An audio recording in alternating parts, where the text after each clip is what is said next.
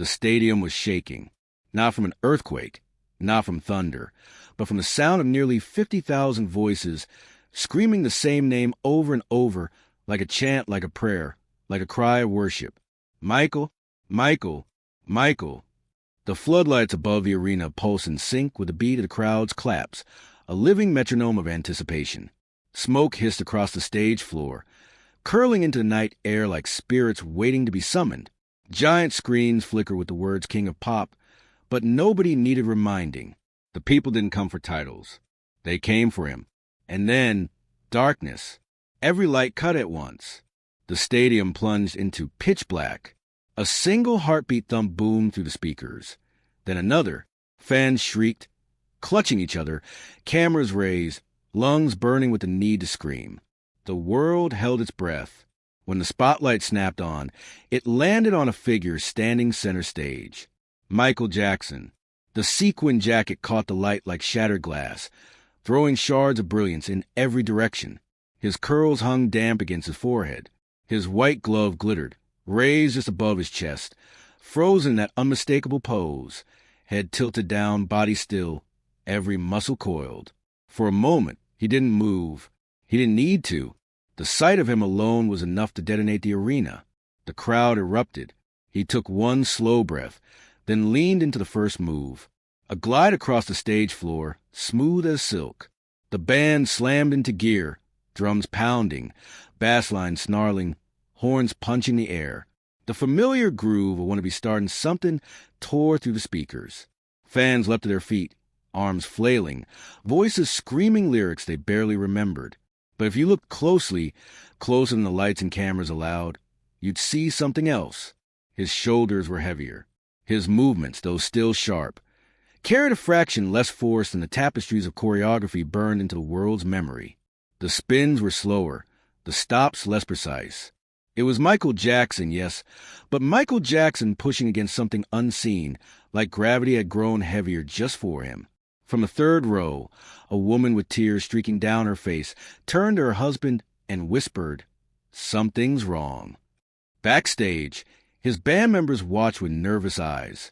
Jonathan Sugarfoot Moffett, his longtime drummer, tapped the beat but glanced sideways at the crew. He'd played behind Michael for years, knew every flick of his wrist, every surge of his energy. Tonight felt different. Michael's tempo was lagging, his body less explosive, his voice strained even this early into the set. But out front, the audience refused to see it. They screamed louder. They jumped higher. They reached for him as though their energy alone could lift him higher. Maybe that was part of the tragedy. They loved him too much to admit what was happening before their eyes. Michael pushed on. He strutted, kicked, and spun, sweat dripping down his neck, the sequin sticking to his skin. He hit the final note of the song, holding the microphone high, chest heaving. The crowd exploded as fireworks burst behind him, but he staggered slightly when he turned back toward center stage. To most, it looked like part of the act. To the dancers, it looked like trouble. "Are you okay?" whispered one of his backup singers as they reset for the next number. Michael didn't answer. His jaw clenched, his eyes forward, determined. The music shifted. Beat it. The crowd lost its mind. Flames shot into the air as the guitar riff shredded through the arena. Michael grabbed the mic stand with one hand, yanking it close, his body jerking with the beat. He sang every line, but between lyrics, he was gulping for air. His legs moved through the choreography, but slower, stiffer. For years, people had called him superhuman, untouchable, eternal.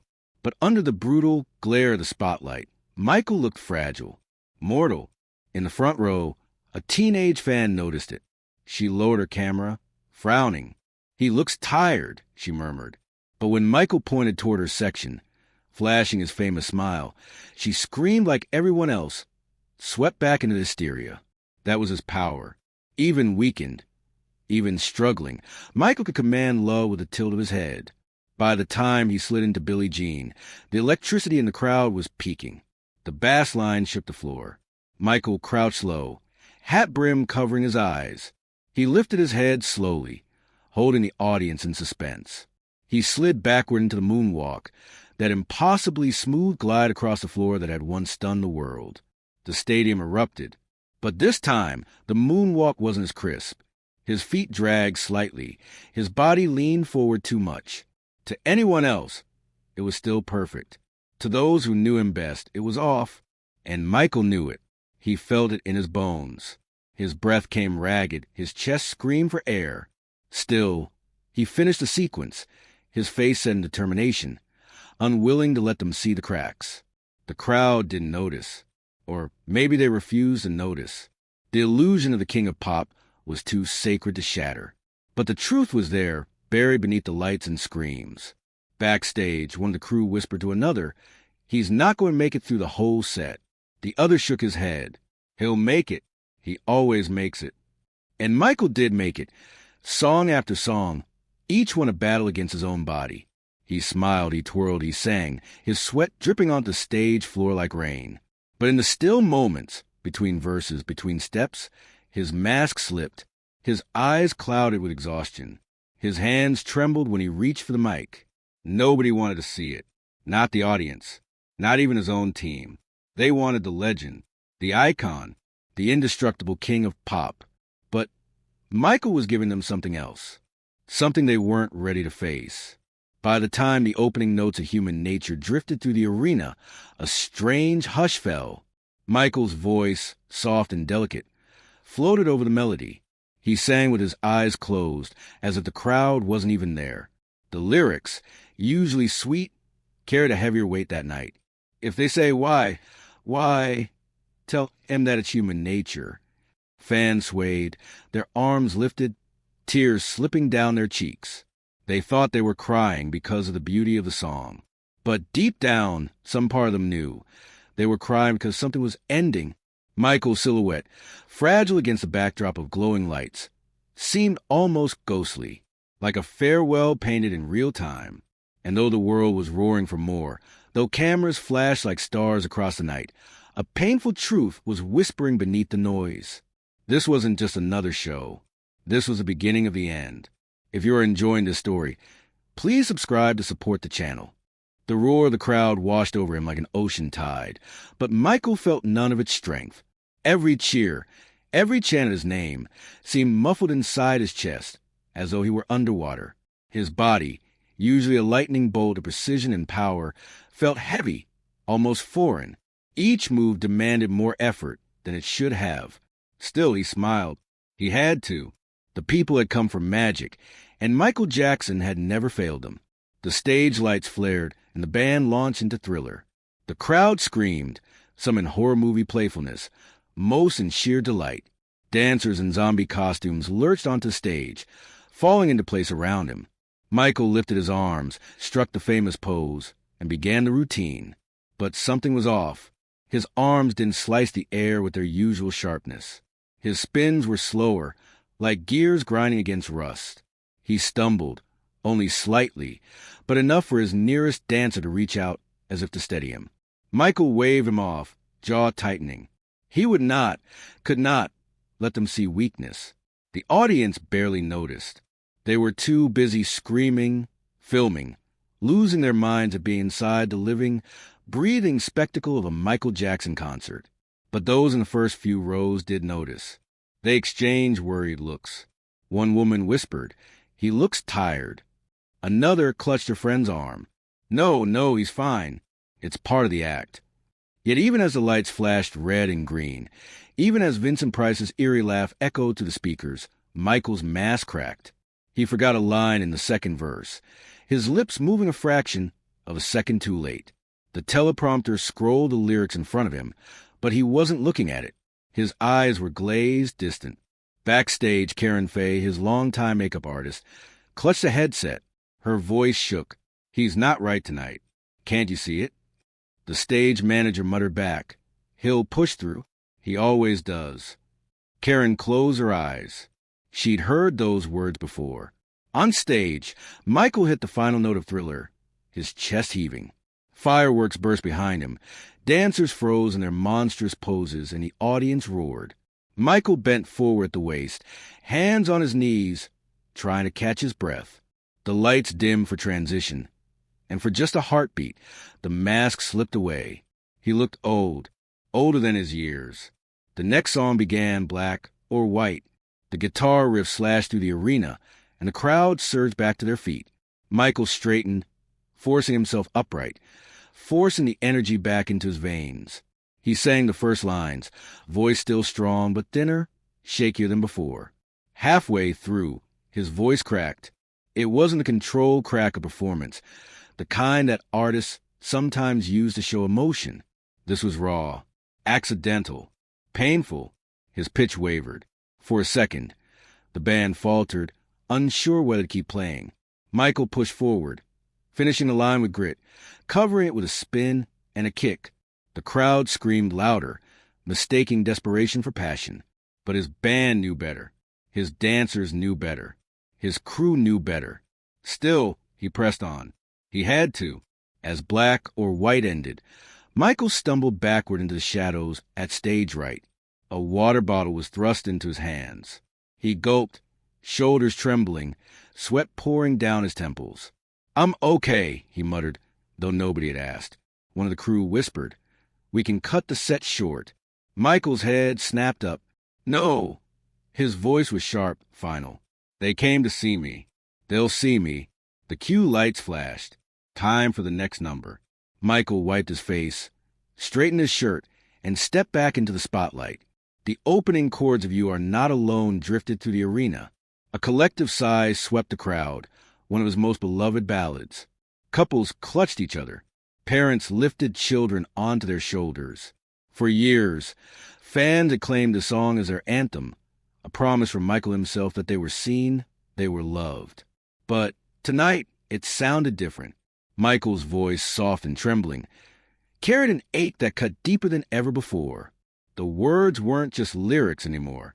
They were confessions. "Please, you are not alone. I am here with you." He clutched the microphone stand like a lifeline, eyes closed, body swaying.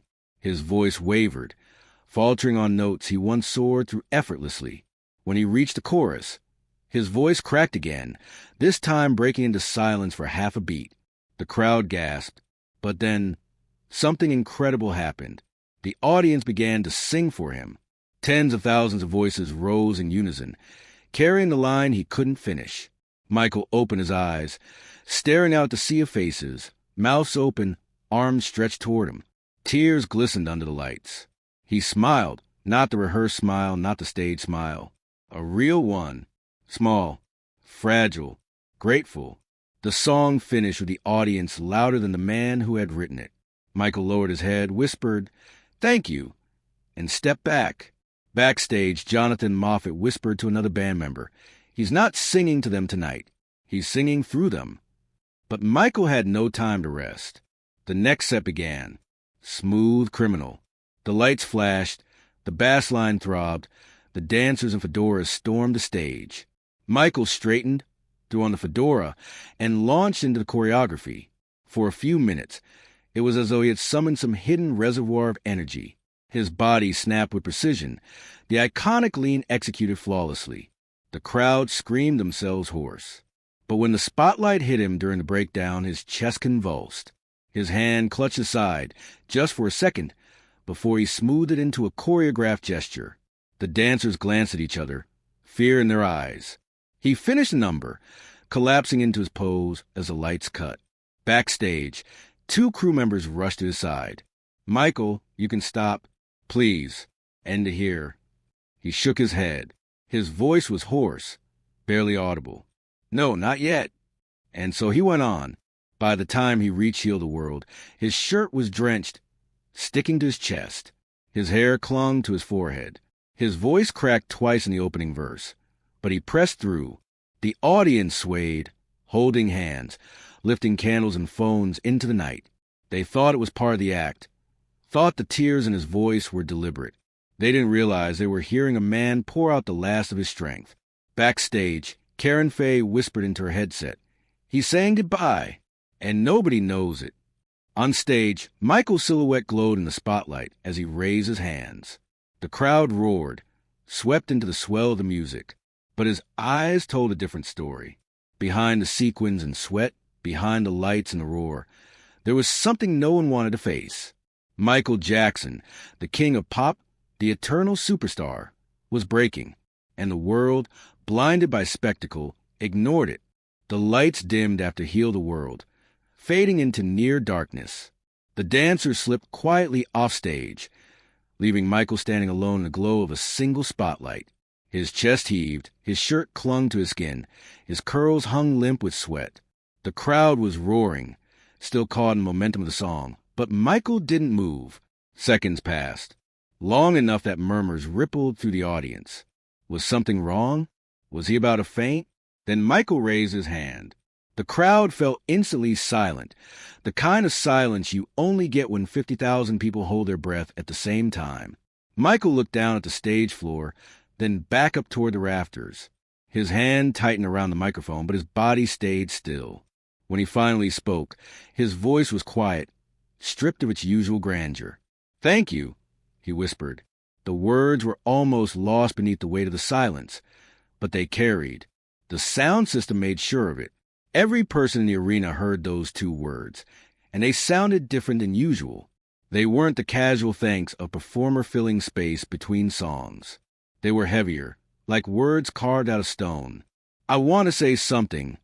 Before I go on," he continued, his voice trembling slightly. Backstage, his crew shifted nervously. This wasn't part of the set. There was no script for this. The stage manager leaned into his headset. "He's off program. Do we cut the lights?" "No," Karen Faye whispered. "Let him talk." Michael stepped forward slowly, his shadow stretching long across the stage. His eyes scanned the crowd, searching, connecting, as if he wanted to see every face, every soul. "You've been with me through everything," he said. His voice cracked. He swallowed, tried again. "Through the music, through the ups, through the downs. You've been there." A ripple of emotion swept through the stands. Fans clutched their hearts, some already crying. Michael lowered his head. "Sometimes I feel like people forget I'm human." He paused, his breath audible through the mic, "But tonight, I want to show you. I am." The arena was so quiet. The hum of the speakers filled the air like a heartbeat. Then, in a move that shocked even his band, Michael walked slowly toward the grand piano at center stage. It wasn't usually part of the live set. It was there for transitions, for dramatic flair.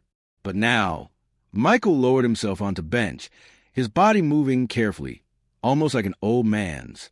He rested his hands on the keys. The audience gasped. Michael rarely played piano live. Backstage, Jonathan Moffat muttered, "What's he doing?" But nobody had an answer.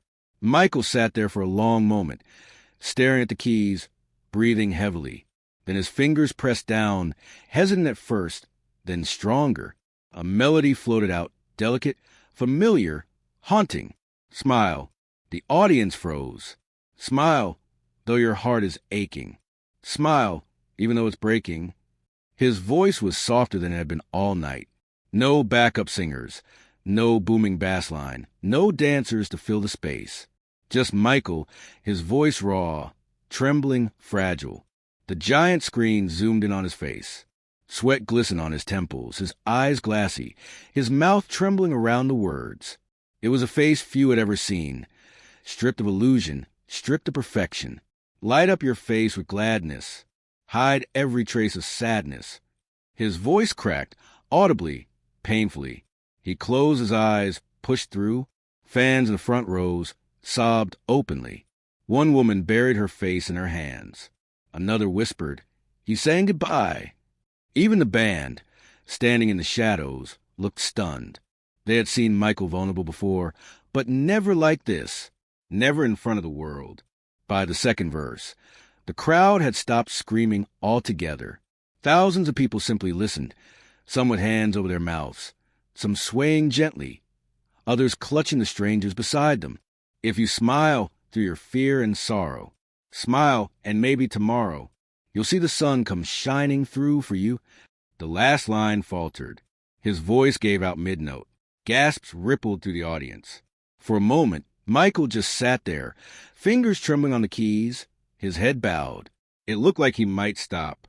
But then something extraordinary happened. The crowd began to sing for him. Tens of thousands of voices, fragile at first, then stronger, rose up to carry the melody he couldn't finish. Light up your face with gladness. Hide every trace of sadness.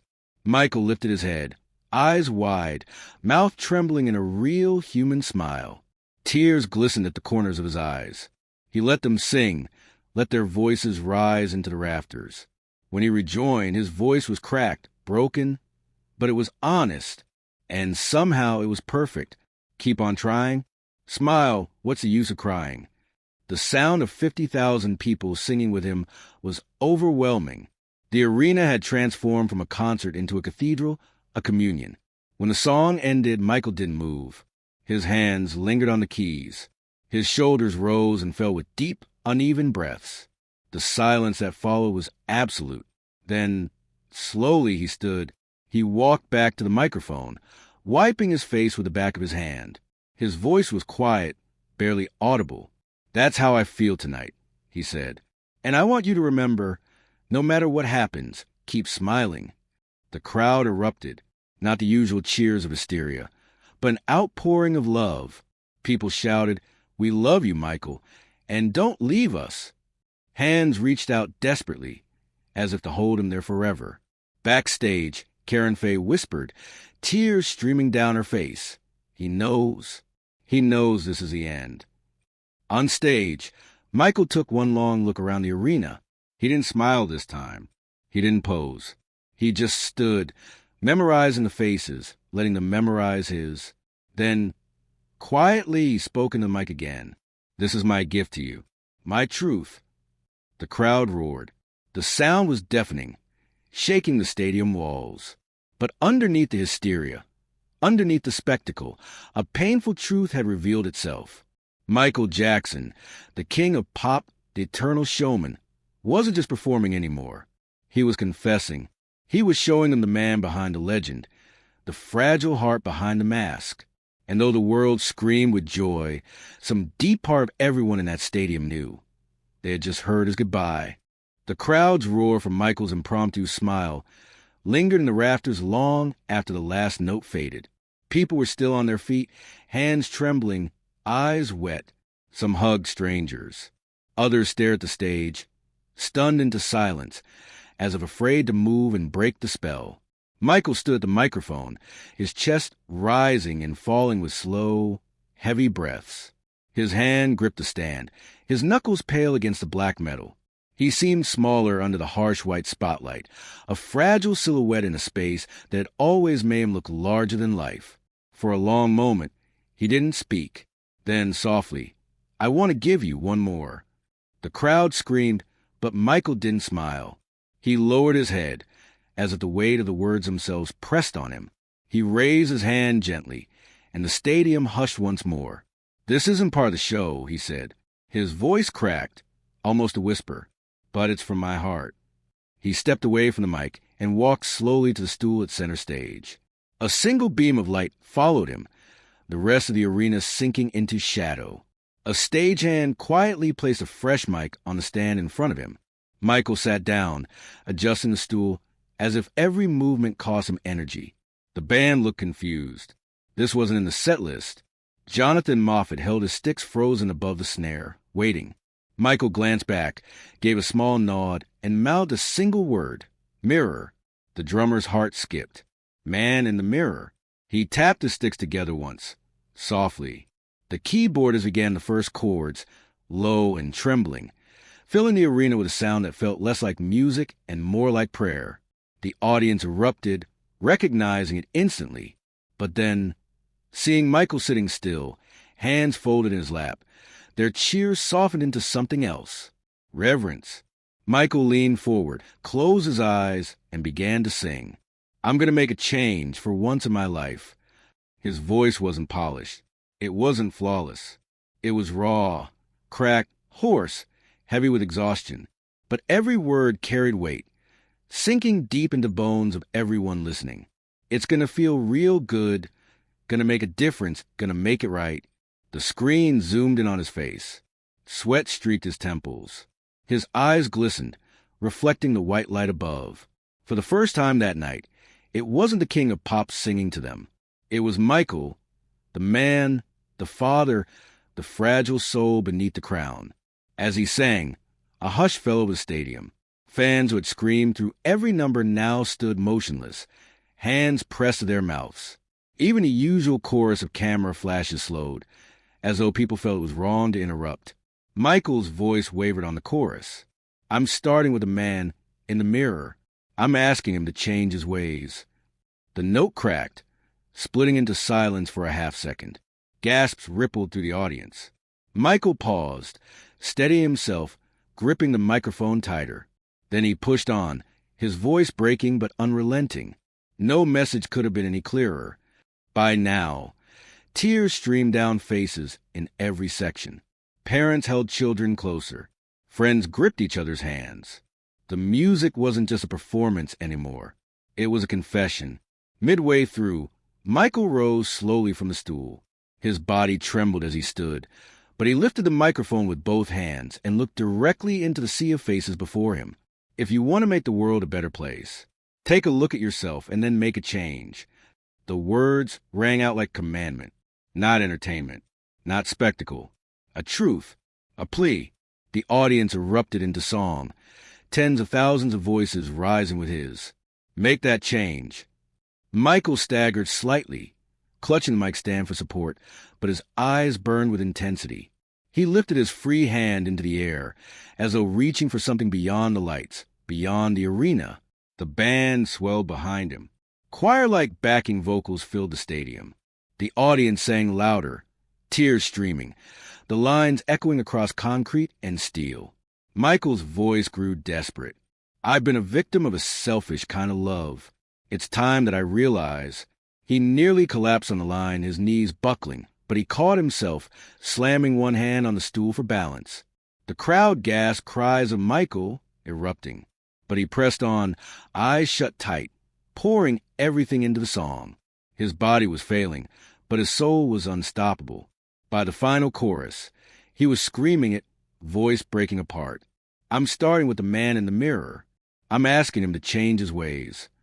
The crowd joined him, their voices shaking the rafters.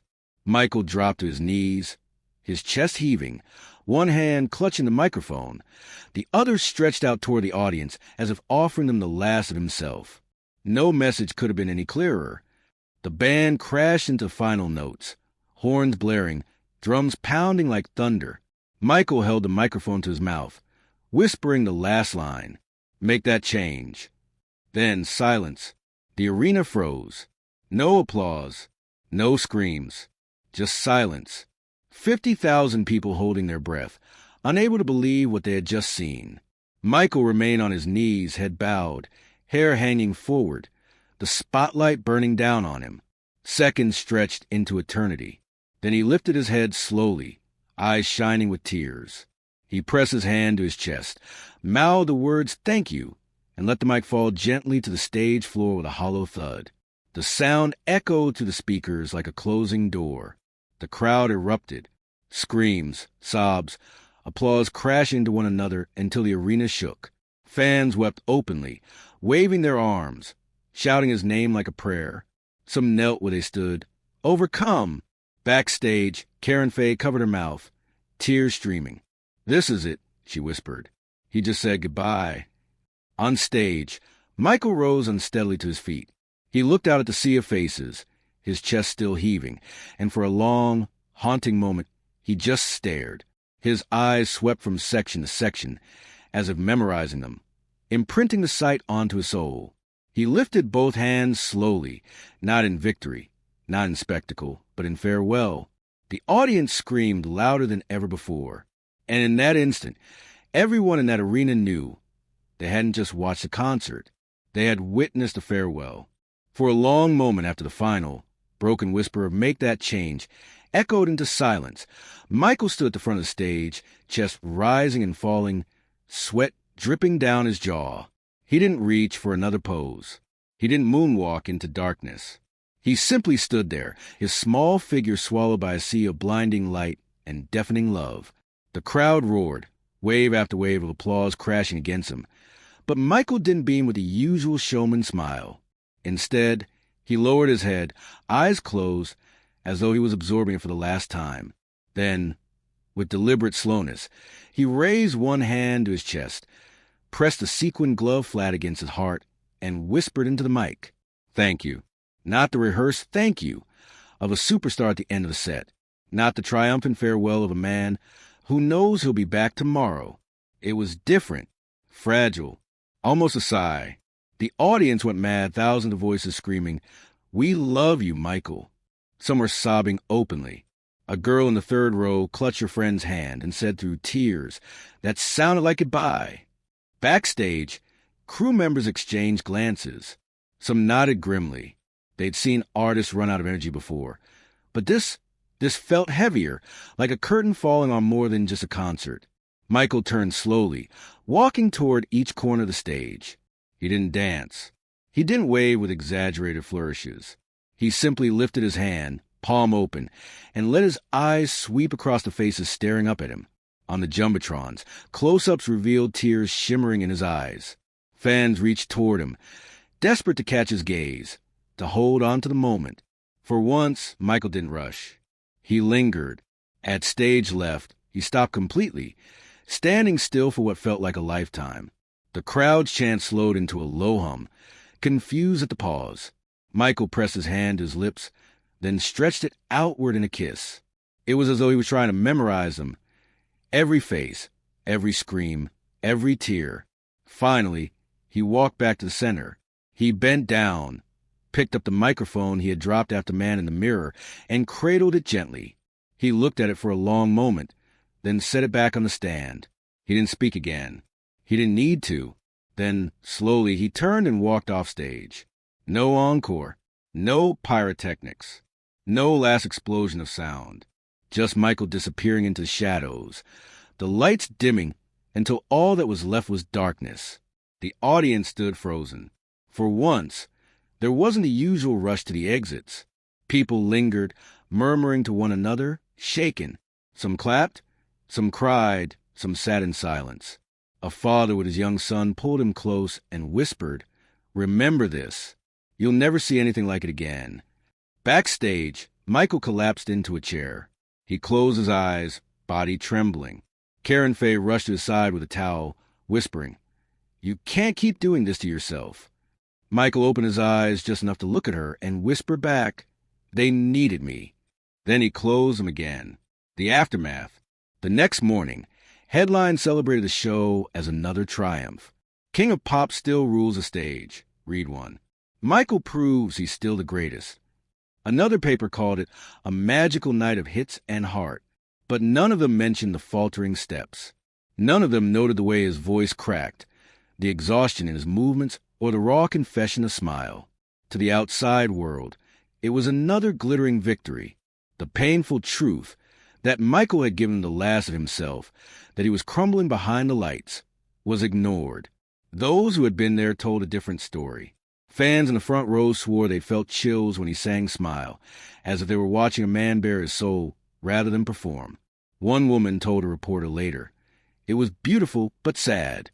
It felt like a goodbye, even if nobody wanted to say it out loud." Crew members who had worked with him for decades confided in hushed tones afterward that they'd never seen him so vulnerable on stage. "He poured out everything he had left," one said. "It was like watching him empty his soul right in front of us." Back at the hotel, Michael sat by the window long after midnight, staring out at the city lights. He hummed softly to himself, fragments of melodies, Man in the Mirror, Smile, Human Nature. He pressed his fingers to the glass, as if reaching for something far beyond it. Alone in that room, he whispered, "I gave him everything." Legacy of a farewell.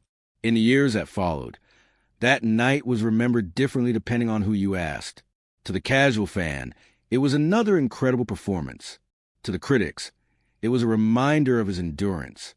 But to those who had been there, to those who had seen him tremble, falter, and cry, it was something else entirely. It was a confession. Michael's final show wasn't about perfection. It wasn't about flawless choreography or crystal clear notes. It was about vulnerability. It was about a man at the end of himself, standing before the world and revealing his truth.